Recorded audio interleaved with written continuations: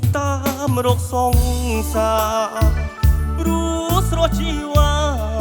ធ្វើការនៅក្រុងសៀមរាបទៅបាត់យូខែឬមានស្នេហ៍អូនមានស្នេហ៍ធ្វើការនៅក្រុងសៀមរាបថាឆ្លៀតមកស្រុកមិនបានតែគេប្រាប់បងថាស្រស់ស្រីមុំ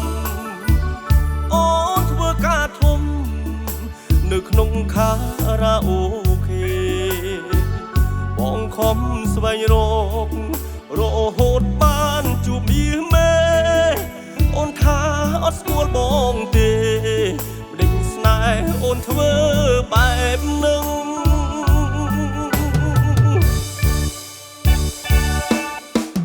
ឬភ្លើងពណ៌ធ្វើឲ្យអូនលងកូនតែខ្នើយមុំឆោមយំអូនជប់គេងហើរុងមានពុកថ្មីចរណៃអូនលែងបងក្រោយជួបបងធ្វើមិនស្គាល់ឡើយអោត្រានត្រើយបងឈឺណាស់អូនហើយសៀមរាបលីមកស្រុកខ្ញុំតែងទុកក្រៀមក្រំតែសូមផ្ដាំទៅឆោមឆ្លៅគុំវិលរកបងបើស្នេហ៍ស្នងអូនអស់ផ្លូវព្រោះបងឆ្អែតចិត្តហើយពើសូមទៅនៅនឹងគេចោ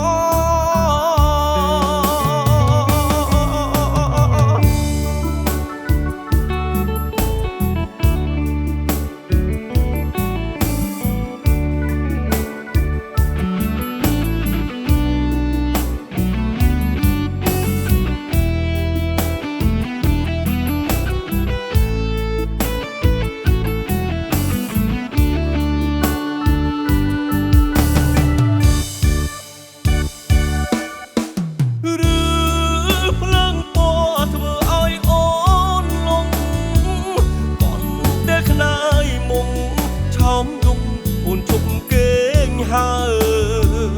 រុងមានពុកថ្មីចរណៃអូនលែងបងក្រោយជួបបងធ្វើមិនស្គាល់ឡើយអោត្រានត្រើយបងឈឺណាស់អូនលីហើយសៀមរាបលីមកស្រុកខ្ញុំតែងទុកក្រៀមក្រំតែសូមផ្ដាំទៅឆោមឆ្លៅគុំវិលរកបង